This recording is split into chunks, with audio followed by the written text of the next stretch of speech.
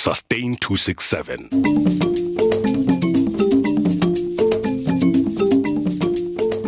Welcome to the Sustain 267 podcast, where we host conversations on climate change and the environment in Botswana and the rest of Africa. I am your host, Patogili Sidze. This is the 5th episode of an 8-part series of conversations that we'll be sharing with you from the 2021 Global Souyh Women's Forum on Sustainable Development, hosted by the International Women's Rights Action Watch Asia Pacific, a feminist organization committed to the full realization of women's human rights through the pursuit of equality. Climate change and macroeconomic policies are linked. Rooted in colonialism, the transatlantic slave trade, and an extractivist relationship to the natural world, conventional economic and development models have led to mass environmental destruction and continue to exacerbate the ongoing climate crisis. Likewise, the human-made consequences of climate change exacerbate economic inequalities, destroy livelihoods and social safety nets, and impact the resources and strategies available for governments and the global community to provide for each other and prioritize care and the well-being of people and planet as a main objective of economic policymaking.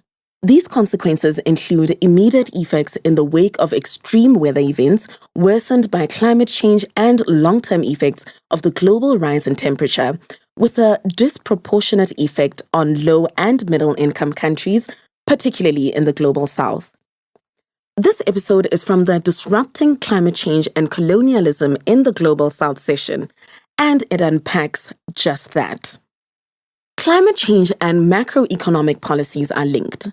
Rooted in colonialism, the transatlantic slave trade, and an extractivist relationship to the natural world, conventional economic and development models have led to mass environmental destruction and continue to exacerbate the ongoing climate crisis.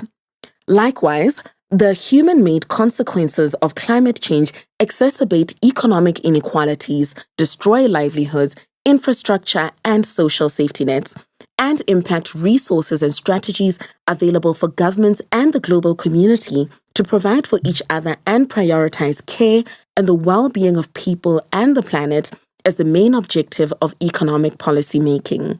These consequences include immediate effects in the wake of extreme weather events worsened by climate change and the long-term effects of global rise in temperature, with a disproportionate effect on low and middle-income countries, particularly in the Global South.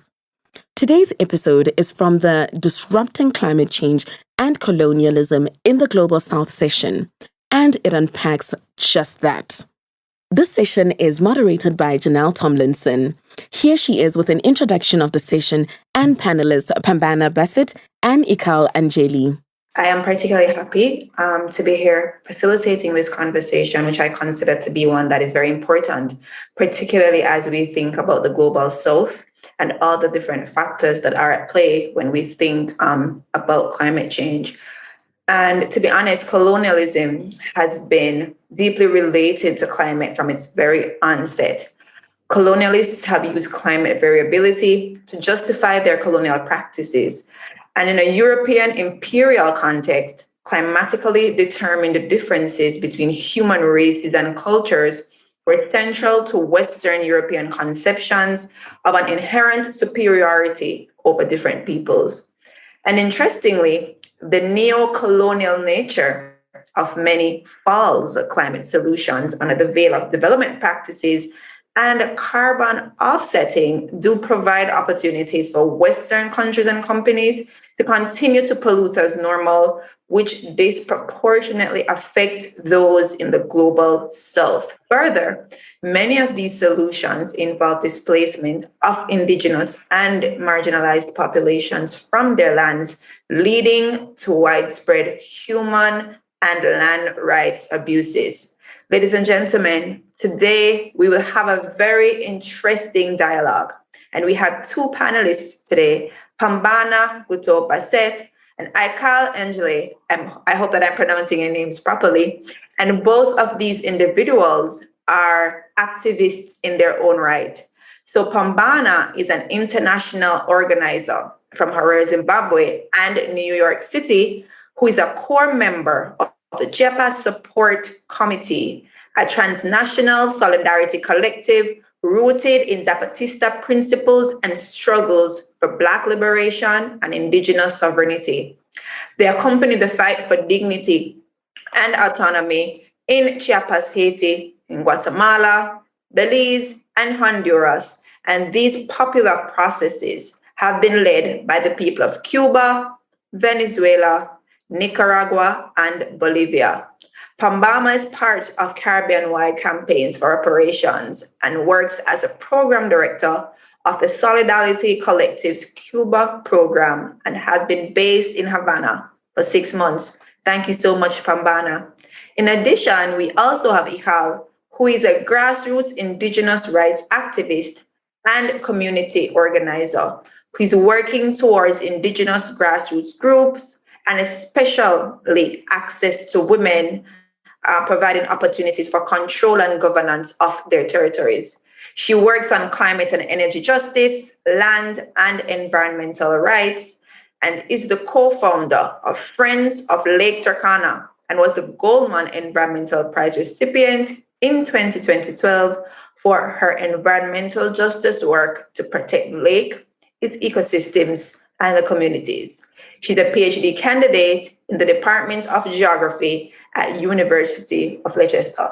So we recognize that both of these individuals have had their own experiences as it relates to, rights, environmental justice, and ensuring that those who are most affected are given the opportunities for having their individual and collective voices heard.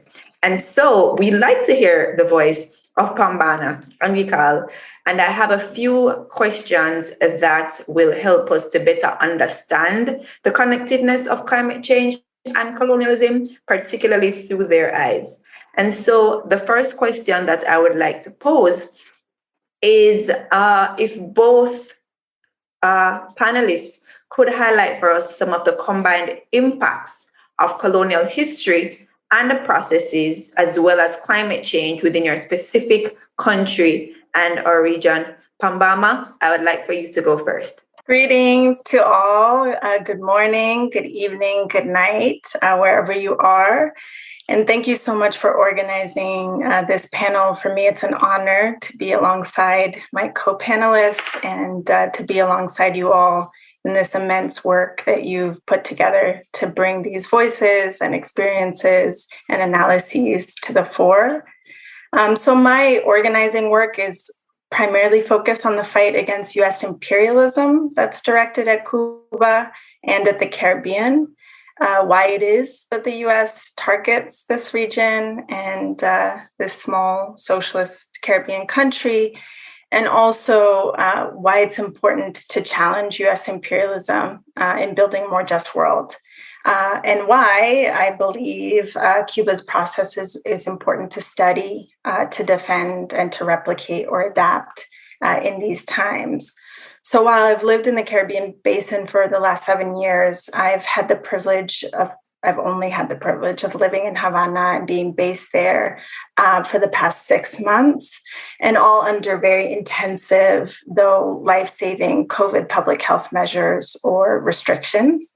And during the strengthening of the U.S. blockade to the tune of 243 additional Trump sanctions, the really obscene strengthening of the blockade, the designation of Cuba as a state sponsor of terrorism, which is just ridiculous, the continued ban on remittances, which is so essential for all island people and for the global South. And this is a violation of our right to family ties. And then even more recently, more sanctions and threats of military bombardment from the North against Cuba. So it hasn't been a lot of time that I've been based in Cuba, nor is it a typical time. But I'll say that, I've seen with my own eyes an alternative way of doing things, and particularly in responding to COVID, that has been led by women, that has been led by the majority African descendant population, an alternative that I wasn't sure was possible against the odds that the Cuban people face. So I invite all of you definitely to follow the work of Cubans based in Cuba who are doing this amazing work. The Martin Luther King Center in Havana. Recently, the World March of Women had a Cuba delegation. And if you go on their website or their socials, you'll find many links to Cuban women as well as queer organizers who discuss, the task at hand, the political conjuncture, their analyses, concerns, dreams, positions, and work. But I can share about, things that are objective facts that the Caribbean faces, and that I believe Cuba is showing an alternative in. So really, the Caribbean, Janelle, is in many ways a case in point in understanding how climate change was caused by colonialism. It's also a place in which we can see concrete examples of how the rich and the powerful will attack and even coup people's movements and governments that are better for people and the planet, better for the majorities. And also it's a region where it's very important, or the importance of reparations is really clear for the Caribbean's poor, and for these countries that have hard-fought independence is to build a nation that centers human dignity and well-being. It is also a region where Caribbean people are just really hit hard by climate events. So located in a basin surrounded by seas and with homes that are mostly along disappearing coastlines and coastlines of a series of archipelagos that have been deeply disfigured ecologically by plantation economies of colonialism and neocolonialism. Really, the resilience that the Caribbean must build right now as an entire region is almost unparalleled on the planet. I think that there are some similarities to other majority island regions, the Pacific Islands, for example, but the Caribbean has a set of challenges they confront, which are pretty unique. The Caribbean is also a place in which the connection to the physical environment is deep. So for the people who call the Caribbean islands and the coastal mainlands home, livelihoods, as well as the threats to those livelihoods, are deeply bound up in the natural world. Also, how people understand themselves, how we understand ourselves, how we make our bread and butter, put food on the table, how we commune with our ancestors, how we recuperate and safeguard our cultural autonomy. Those are all rooted in the soils, in the sea, in the stars, and each other. And unfortunately, similarly, environmentally dependent, if that is an appropriate word, or environmentally impactful, are the capitalist development models that have been imposed by the descendants, both people and institutions, of those who enslaved and colonized African, Indigenous, and Asian ancestors and created the plantation economy. So many of the class structures imposed under colonialism remain, and in some cases there is outright colonialism or states that have been denied to varying degrees their sovereignty by France, by the US, by Britain, by the Netherlands. In the majority of the Caribbean, the two major economic fuentes or sources continue to be tourism, often with pretty deep racist and patriarchal inequities, a lot of foreign investment to benefit a small elite and mostly multinational interests. And then, of course, monocrop agriculture on lands that have not been redistributed significantly enough or without the agrarian reform necessary. So on these plantations, sugar, bananas, other chemically sprayed produce that is often farmed with labor violations because of these transnational corporations and transnational capital destining the fruits of the people's labor to export, and creating food systems that really harm the land and are not designed to feed the people. So tourism and agriculture are very sensitive to changes in the physical environment, and both have been greatly impacted by COVID and also by climate events and catastrophes. And, it's kind of a catch-22 in the sense that these industries both disfigure the environments as well as in some ways reify existing social inequities or import racial gendered inequities. They also, it's the crumbs from the benefits of them are important to people's livelihoods. And so what we're seeing with the evaporation of tourism dollars is real hardship for people. And so, in your call as a concept for this gathering, you describe, this is a moment and an opportunity. And it's certainly difficult to see this as a moment of opportunity. But I certainly think that Cuba offers an example of how extreme hardship can be used as an opportunity to transform social, political economies and systems.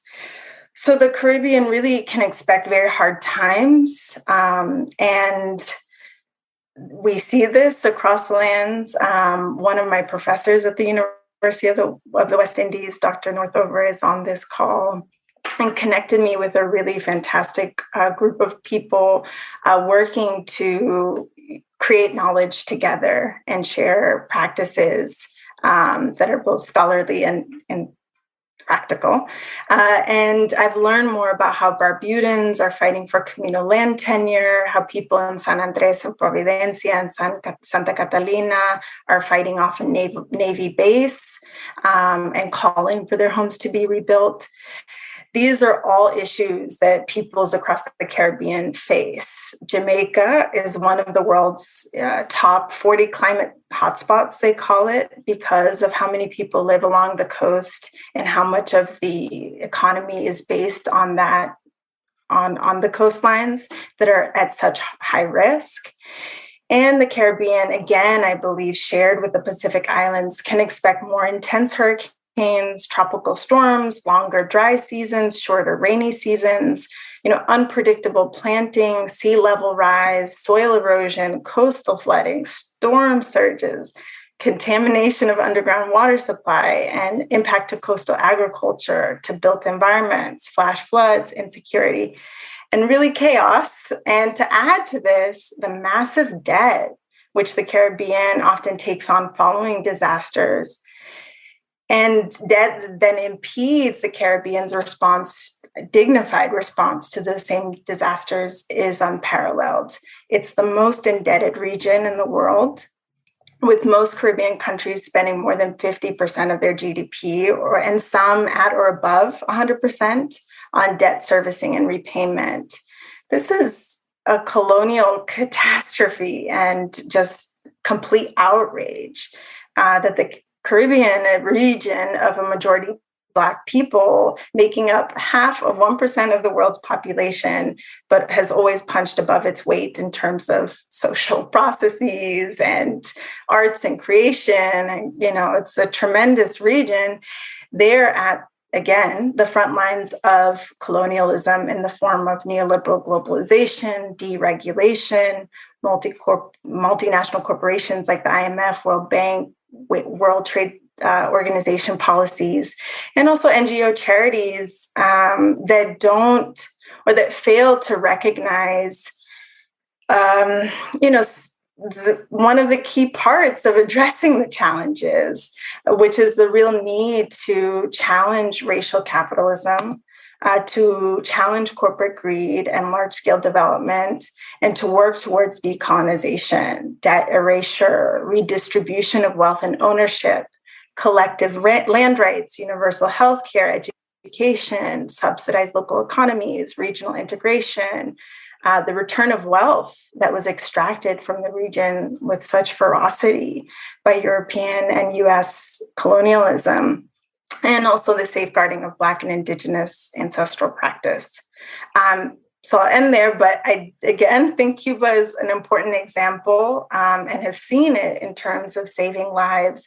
And the Caribbean island with a similar plantation and casino economy history of 11.3 million people that has ensured that there be healthcare that's preventative and community rooted, that there be education, food that's heavily subsidized and distributed through a state process, that culture, the right to organize in unions, sports, telecommunications, that those all be rights that are shared by the majorities.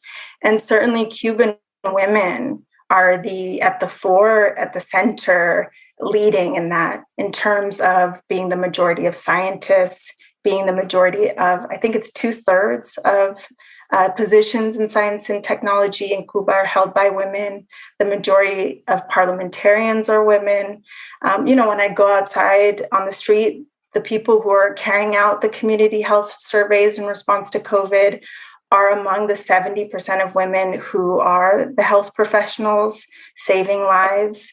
And it is Cuban women who have protected endemic species in Cuba. Just pretty tremendous. And I think there's been a great disservice in terms of corporate media in hiding the protagonism of the majorities and particularly women in building a socialist future. That's a mouthful, to be honest. And I think you've pretty much answered most of the questions that I wanted to ask. But, just to pinpoint some of those very intriguing points that you highlighted. So you spoke about the challenges being faced in Cuba in particular, how colonialism and climate are indeed connected. And I'm happy that you highlighted what was happening in Barbuda, because I had the chance to visit recently, and I reiterate a lot of, those points when you look at the fact that they're fighting now for their indigenous rights and, being able to be considered indigenous is another thing that's happening. So across the Caribbean, we see where, persons are in conflict with a lot of these persons who are touting this consideration of economic development. And you said a quote, and I'll just repeat it here, when you said, Cubans recognize hardship as an opportunity to transform socio-political issues. I think that's so powerful. And I think that, given the challenges that they're facing, the fact that they can utilize what's happening as an opportunity just shows resilience in the face of change. So thank you for highlighting that, Pambana. So I'll hand over to Ikal to share her perspectives surrounding the issue of colonialism and climate, and how, one has exacerbated the other, particularly in her particular space. Ikal, over to you. Thank you. Good morning, good afternoon, good evening. Thank you, comrades, for this conversation. It is a very critical time to be having this conversation. Sorry, I am not in the best lit place. It is 5 a.m. in my home, and I'm in one of the villages. So just to get onto the question, I think one, great conversation from Pambana is such a brilliant, I was sort of like unpacking everything at the same time and wondering how to bring in, to complement the conversation without repeating myself. One of the things, when we look at the history of colonialism in Africa, I'll speak to Africa just because Pambana has brought out the rest of the Global South in Cuba. You cannot talk about colonialism without exploitation. The concept of colonialism was pegged on exploiting the continent, the need to extract. So everything from political, social, economic, environmental relations was an extraction. So you found that the way the colonial governments came into the continent was to divide people. I come from an area which is the Turkana Basin, where we then have relatives in Ethiopia, in Sudan, South Sudan, in Uganda, and in Kenya, who we speak the same language. We are the Ataker community, but then we are divided by a border, which was put there by a colonial government. So you find all the social relations of the Ataker people was basically fragmented by a colonial framework of exploitation and extraction. So our cultural, our social relations was first fragmented. That's one of the first things around the exploitation. When you look at sort of how, if you look at many countries in the continent, you find this whole conversation of high yield, high potential areas, low potential areas. Communities, related to their lands and territories based on what they produced and how they used what they produced to barter trade and exchange with the neighboring community.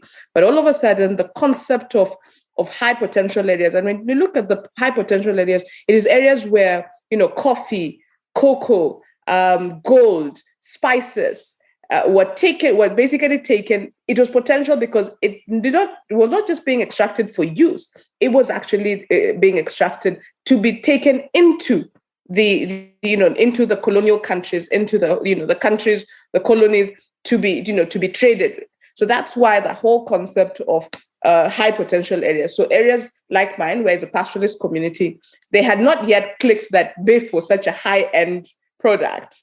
And so now it was never high potential. And if you look at the entire continent, north of Nigeria, you find, parts of Southern Africa, the Kalahari Desert, were never seen to be high potential areas.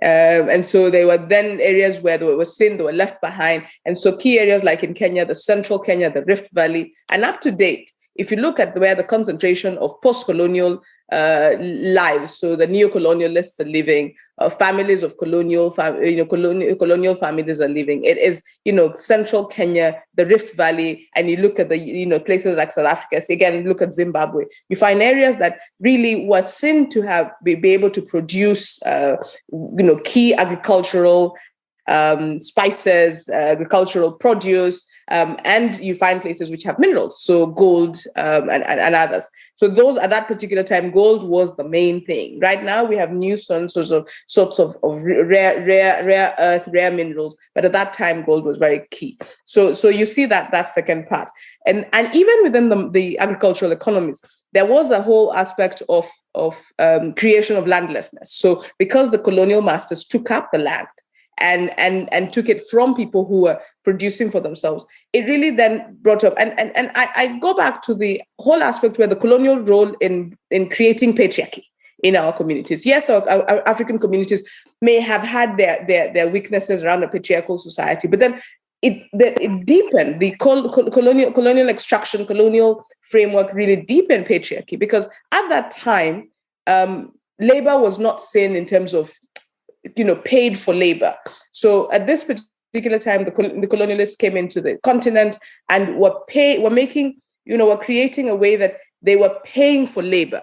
And their view of women was they could not do the hard labor that men were doing. So because of that, before there was no trade and there's no cash economy. But now, when there's a cash economy where you're paid a kobo, and so now the man has an income and the woman does not have. And so creating this whole conversation of unpaid labor started to happen, because then the men were the ones who had the money and who could buy the produce, because then now we're no longer barter trading. We are paying with cash, a cash economy that is brought in by a colonial model of trading and others. So you have all these mixes of things, which led to, first the colonialists have taken the land, and then they have fragmented the idea of commons, where communities traded and used land together. So you knew this was your land and territory, but it did not stop your neighbor from accessing it or from using it during certain seasons. But all of a sudden, the idea, our property regime started to change. And if you look at the global south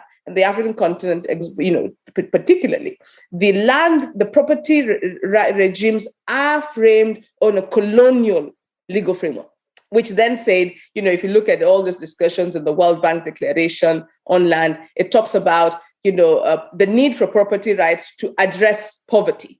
But no one really talked about the fact that how did the commons, how did the collective actually strengthen the ability of people to produce together collectively? So again, we were raised and our lives and social relations are based on a collective way of growth.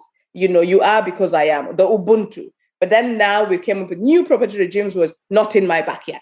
And that not in my backyard, again, allowed for, as long as it's not in my place that you're extracting, it's not in my place that you're polluting, I can watch as you go on polluting the next neighbor, not realizing that, water extraction, water abstraction, pollution of the land, cutting down the trees in the neighbor's backyard means that it also is affecting me. What is happening in the hurricanes in the southern part of Africa are affecting the rest of the continent. What is happening in the DRC Congo with volcanoes, active volcanoes, are affecting the rest of the continent. So when there is drought in another place, it is affecting the rest. Again, so that collective is what has been, again, a very colonial way of doing things. And so when you really look at it, that extractive model, our economic model of development is framed on an extractive model. And we never really speak about it, that unless we are able to go back. So even right now, after COVID and everyone's saying, build back better, what are we building back on? When we do not want to address our social economic relations, that we can talk about climate justice from here to Timbuktu. But what we are saying is we will change the technology, which is currently patented in the colonial spaces. And then they come into, again, our global south and say, let's now do what? Let's do a green transition. We need to do a transition. But this transition is based on extracting minerals of bauxite, cobalt, aluminium, copper from the global south to build a technology that we are still struggling with. Yet we are not the ones who messed the environment. So it's that mix of everything that's very extractive. They continue to take us. And you join it to something that Marisa said when she was talking about this panel, is even with that, the slave trade itself was extractive. So it did not only take the land and the people and the relations, but the relations included taking the labor, taking the men, taking the people away from the continent to another part, which killed the relations, but also was the cheap labor that was needed to build the colonial, the colonies as they are. So it is very critical to look at all this, all these things are so related, from social, economic, environmental, cultural, and bring it all home to really ask ourselves, how do we frame our economic growth? How do we frame, and something that Pambana said was very critical was, we talk about it, in terms of our land is related to identity. And it is interesting to see right now, getting back to Africa, you're seeing conversations where people are saying, we want to come back to our homeland because we are raised knowing that, our place of birth, here we always talk about where women bury the placenta. Mothers can tell you where their children come from because that is where you bury your placenta when you give birth. But when you look at our food systems and you listen to the SDG conversations around food security, it doesn't want to recognize that food sovereignty is very critical.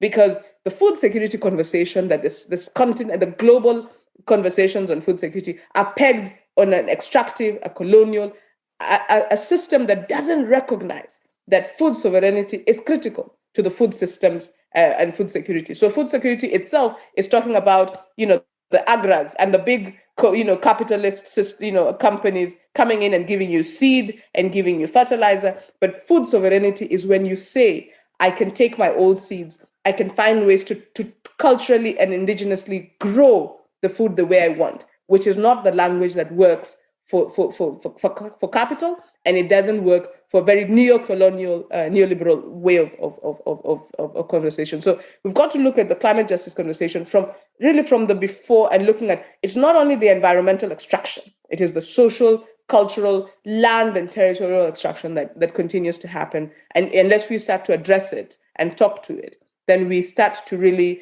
sugarcoat and massage, little issues here and there, but not really deal with the root causes. Thank you very much. Wow, thank you so much. You said so many things that, I had to write down because they resonated so much with me. When you said that colonialism was based on extraction, and not just the extraction of people, but identities, of culture, of labor, of just that idea of community, I think that has done so much to us that we don't necessarily think about or try to unpack.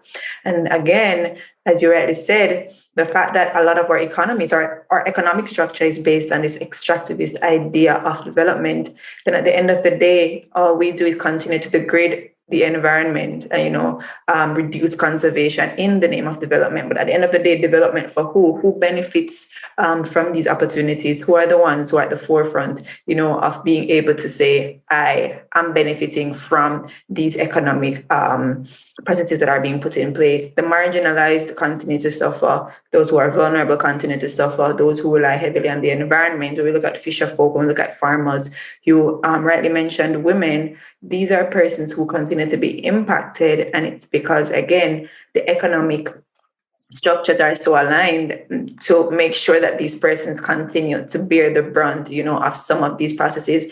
And when we think about climate justice, which is a recurrent theme across, the Global Souyh Women's Forum, we recognize that it is something that everyone speaks about, and it's making sure that we move away from these extractivist economies to some that are more regenerative, create opportunities for transformation. Of course, development is critical, it's important, but as well, how do we make sure that we're able to maintain persons' lives and livelihoods while still, creating that connection with the environment? You spoke as well about communal resources, and Eleanor Ostrom speaks so much about common pool resources and collective action. And just listening to you kind of brought back some of those readings for me. And Ikal, I just think that you have, touched a lot in your particular statement just now. And I just like to continue to talk the conversation to ask a little bit about just inclusion. So you would have mentioned some of the impacts and how these would have contributed to livelihood change and just the breakdown of families.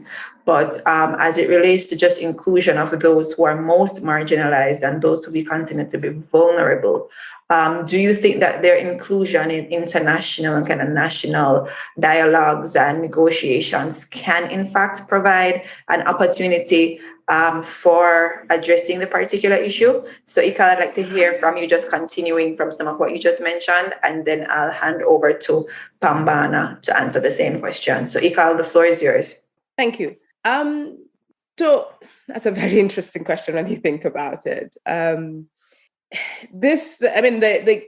global dialogues, they are important, but we've got to recognize the power, the skewed power dynamics. How many conversations do we have in the Global South? Why don't we have conversations in the Global South? We have better air, we have better access, it's an amazing place to be. So why isn't it that, and I think about it, I remember a few years ago, when the then US President, Barack Obama, called all African presidents to fly to the US for a meeting.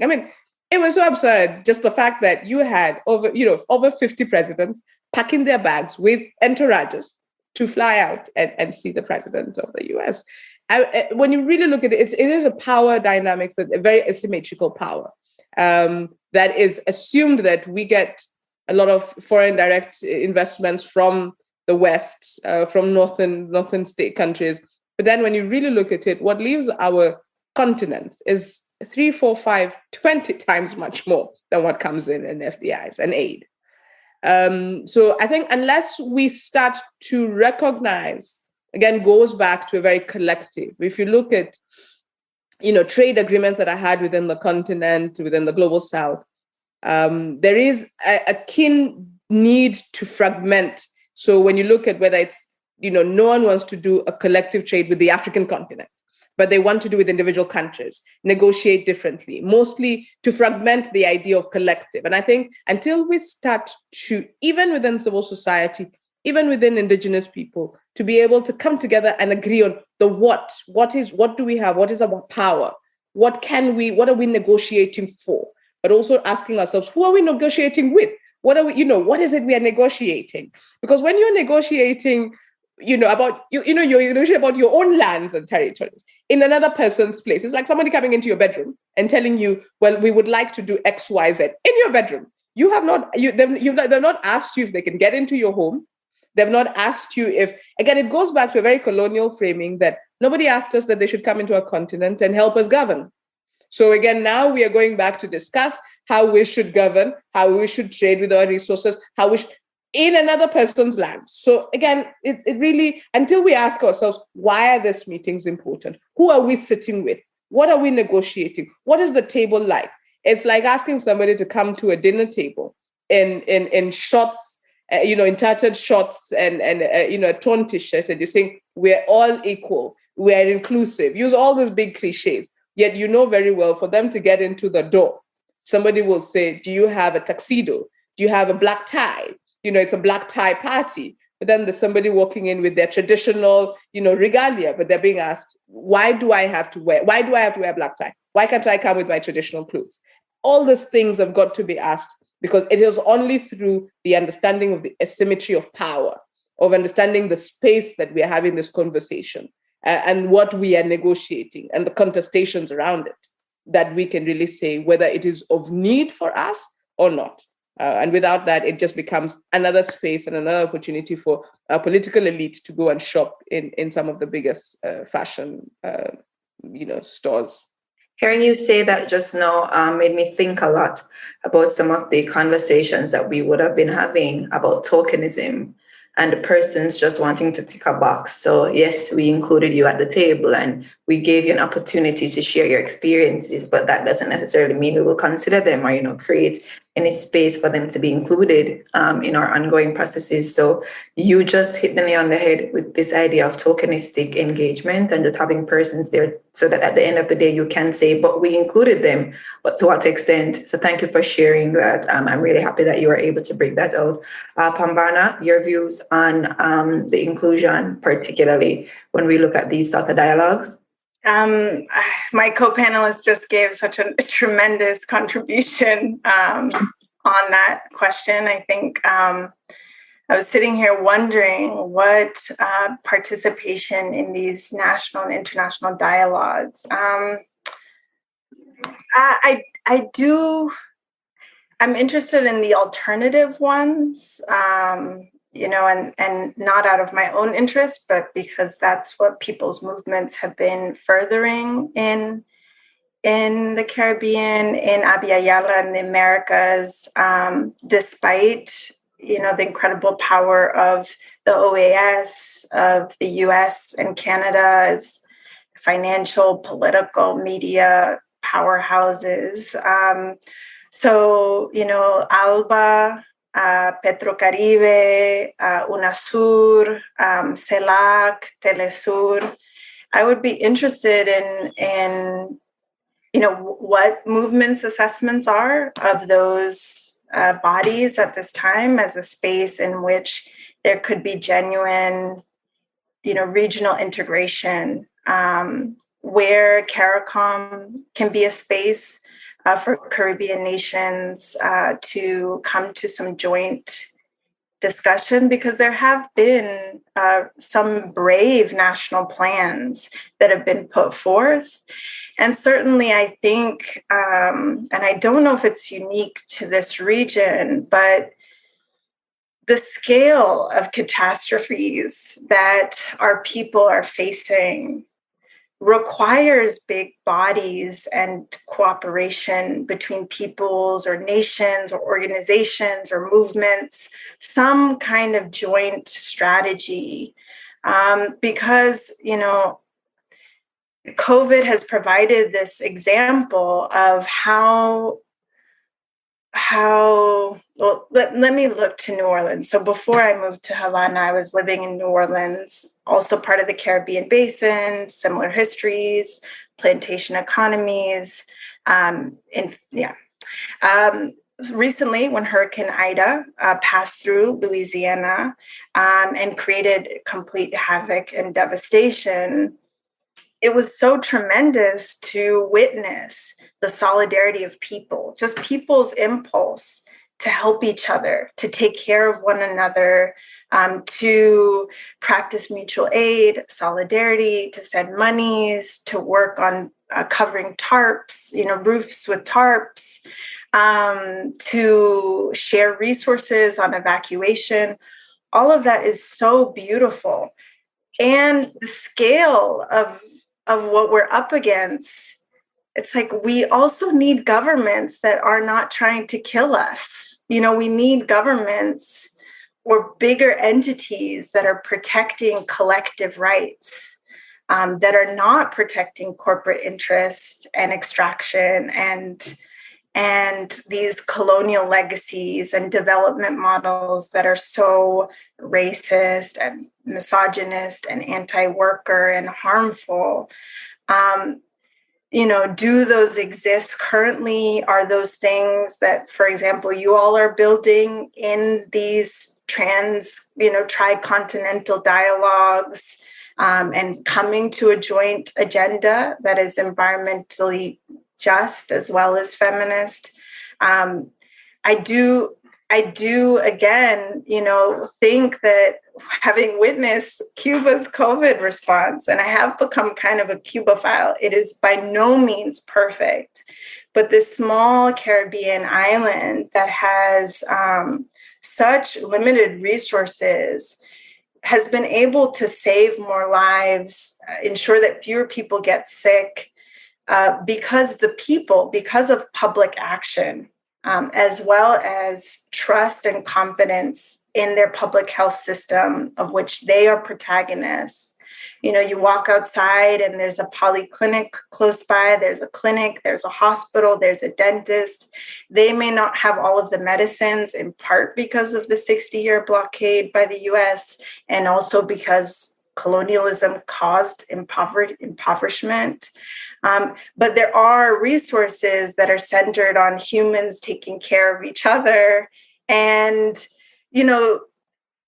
through this, as well as the government carrying out really clear messaging. I mean, from January of last year, saying, although the WHO has not called for these measures in hospitals, we are putting them in place.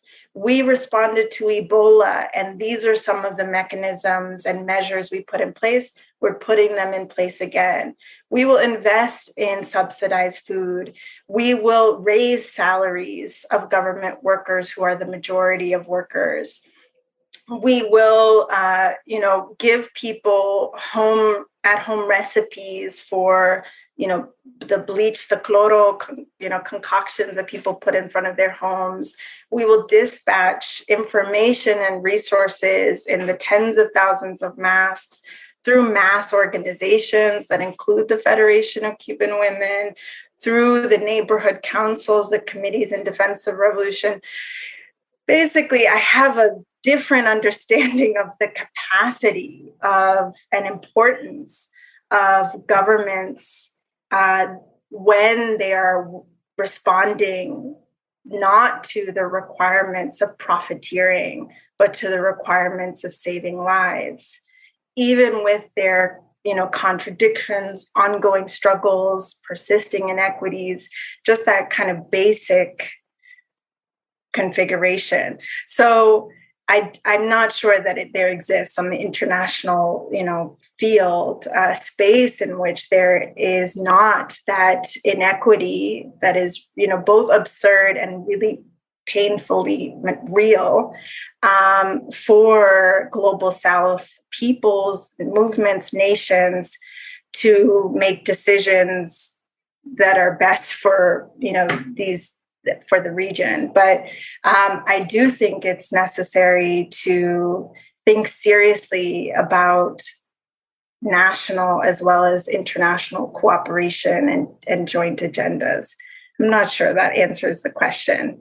But whereas in the past, I would disregard, all of these bodies, I'm a little bit more interested in how the Global South organized efforts can take them over. You did, in fact, respond, and you responded well. So thank you so much. And that last point that you closed on, just how, better integration and, probably better organization among Global South countries may, in fact, provide an opportunity for us to have greater bargaining power when we do, in fact, go into these spaces. So thank you for that, Pambana. So the last question that I have and that I will pose to both panelists speaks to moving forward and, looking to the future. And so what, if any, do you consider to be other potential solutions or alternative solutions, as Pambana has spoken about, for disrupting, these kind of colonial processes that we see apparent today and that are so entrenched into our laws and policies? which continue to exacerbate a lot of these climate change impacts. So for you, how do we disrupt what exists to create opportunities, for increased resilience, particularly among the vulnerable and the marginalized? Ikal, I'll have you go first, and then Pambana, you can follow up. Thank you. And thanks, Pambana, for just, bringing that soul into the conversation. One of the ways I was laughing because when you say disrupt, I was like, yeah, we need to disrupt the system, disrupting the systems and rethinking. You can use all sorts of words, indigenizing the systems, localizing the systems. We've got to really think about what works for us to disrupt these systems so that when we are asked to build back better, we can then say, how are we building back? What are we building back? When we are asked to, to transition, energy transition, we have to ask ourselves, what are we transitioning from? What are we transitioning to? Are we still basing it in a very centralized system that doesn't talk about, women cooperatives, market women, solar cooperatives, that doesn't allow local communities to develop, wind energy or solar energy or biomass energy, biogas, that they can then supply to the grid? Like, what exactly does it mean to build back better? What does it mean to transition? Where are we transitioning from? Or does it just mean, and there's an African saying that if you're not on the table, you're on the menu. And and that sort of saying has forced us to join a table that doesn't fit our values. So we've got to start saying, what is our value system? Who are we walking this path with? Where are we getting our funding from to do the kind of work that we are doing? And how do we start to really disrupt those power systems? And even in that, how do we create, give the power back to the communities? And in that, really put women at the center of it. Because when you talk about women, you're not just talking about production, but you're talking about reproduction. You're talking about realizing the disproportionate impact of a colonial, extractive, climate unjust system on women. So really making sure that women are at the center of it is going to be a very critical thing. And really in thinking about it, recognizing, and I love, one thing I love about the Cuban examples is that really centering on a very public system, public good. We have, and I was, a friend of mine, Crystal, was talking about the fact that, COVID has really created a very confused space for the middle class, because for the first time, the middle class did not have to, like in Kenya, vaccines are free. So the middle class have not been able to pay their way into something. They've not been able to create some tenders and tenderpreneurship around, access to this vaccine. And so until we can go back to moving away from addressing public problems with privatization, because many times, we see the public education system doesn't work. We take our children to private schools. We've got to start dealing with these issues. So really, strengthening the public and common goods, disrupting the systems that we have been told works for us. And I love the way you said, Janelle, that development is important. It is very important. And we've got to keep saying, whose development? Why is this development? Where is it coming from? Who does it include? What Pambana said. What do we talk when we talk about participation? What exactly is participating? And everyone thinks that free, prior, informed consent is a UN principle. It is not. Our cultural ways of doing things. If you look at the way, these days you can go date and come back, but if you look at the ways that women, men came into our homes to ask for a girl's hand in marriage, it was a very, they came first and said, I am so and so, and they were asked, where do you come from? What do you do? What are you bringing? Go back and come back another day. If you came to ask for a place to till the land, you came and asked and you were told, wait first, we will get back to you. So there was a process of coming to give, ask for free, for something. And you were told, you would be giving the information free of what you wanted. It was given in advance. The consent was a process discussed, and you went and asked and the person went back and came back. So really strengthening those systems that allowed development in our lands for us to be a consultative process. And once we start to really develop that, but really centering it around women, that recognizing that we as women suffer the brunt of extraction, where people say you will get jobs. It is unpaid labor that goes to the men, that leaves the women tendering to the homestead, because when the homestead crashes, then the man comes and says, you left the homestead to crash. And then, so everything is really that we continue to carry the burden. And I love when, we say women are resilient, but it doesn't mean that we have to suffer to continue being claimed to be resilient. So we've got to really be able to start to ask the questions, when you talk about resilience, what is this resilience we're talking about? Is it a term that we keep using to burden the woman and to burden the women from the Global South more, to continue extracting their resources, to extract their culture, to extract everything that, to extract their souls, just to be able to say we created a development. So thank you very much for just that conversation and continued comment. That was a really good point to transition to Pambana. Pambana, I'd like to hear your thoughts. That was an excellent, again, contribution by Ikal. I agree wholeheartedly. I think being very clear, building power from below, ideological clarity, building strong organizations, building transnational, building unity across imposed borders, across continents is so important. When I think about the example of people's impulse to help and to show solidarity with each other, how can we turn those moments into organization? How do we keep in touch with people? How do we consolidate our participation and other people's participation in the movement? How do we organize with just incredible dedication and realization that we're living in just such barbaric times? I think it's something like 4.5 million people now have died from COVID. So many of those deaths were preventable if it weren't for billionaires trying to become more billionaire, and how do we channel both the anger and despair, the burden on women in particular, on marginalized peoples, from COVID, doing all of the care economy work. In Cuba, women's organizations and many women are leading campaigns and formal recognition of what it means that women have taken on care of the elderly, children who aren't currently in school. These are debts that need to be repaid. And so too for structural adjustment. There needs the IMF, the World Bank, these international financial institutions need to be held to task for having coerced so many of our territories and nations to decrease subsidies, to privatize, to chip away or outright abolish the public good that Ikal speaks to defending and even deepening, and that we needed so much in these times. So neoliberalism, certainly not the answer. And there are many alternatives that people are building and that must be built that should center collective decision-making.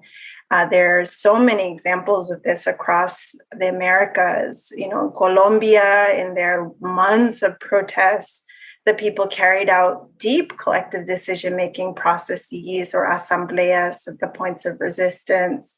The Garifuna Nation across much of Central America carries out assemblies, figuring out ways to make decisions that benefit and center the majorities. And it is often women who are leading in that. And those are answers that protect most people and the planet.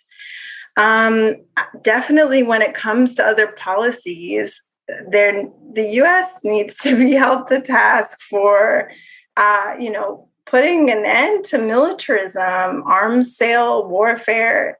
Just days ago, they've okayed $750 billion for the U.S. military. There are 800 plus bases across the world, at least that we know of, in over 70 countries. AFRICOM is expanding.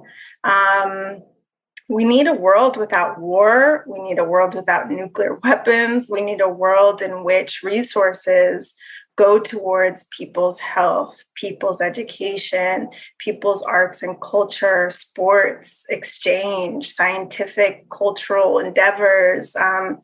And right, that's what we need. How do we do it? I think it's important to look to those places where people are fighting against neoliberalism and building alternatives, despite and amidst the aftermath of colonialism, of neocolonialism, of privatization and disinvestment in poor communities.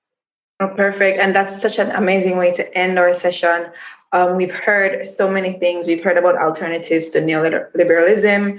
We've spoken about development, particularly bottom-up development, just how development is currently framed, but for who benefits, who are the main, individuals who are able to benefit from these sorts of processes that are currently in place. Inclusion, we've spoken about that, but how genuine are these sort of tables that are being set forth? And I like the idea of the fact that if you're not at the table, oftentimes you're on the menu. That's something that I know I will keep in my thoughts. And I think one of the things that are one of the key takeaways for me from this conversation is that, a lot has happened and marginalized and vulnerable continue to be exploited. And it's time for us to right our wrongs and to just recognize that we need to correct some of these infractions that have been meted out. But the way that we go about it has to, have people and planet at the center.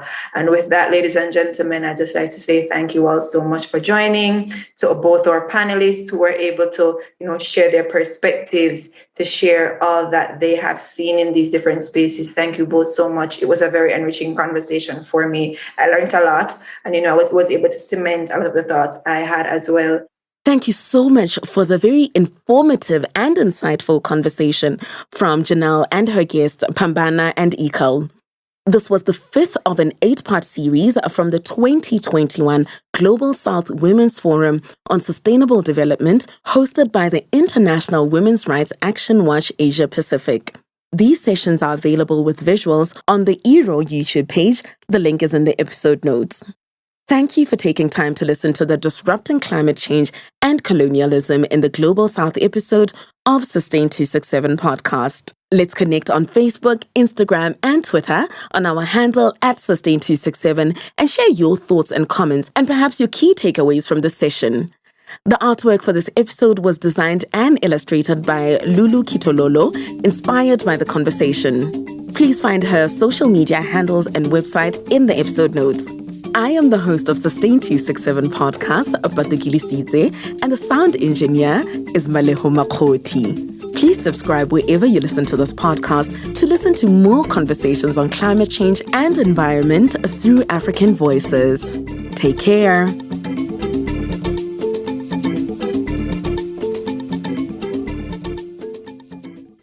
Sustain 267.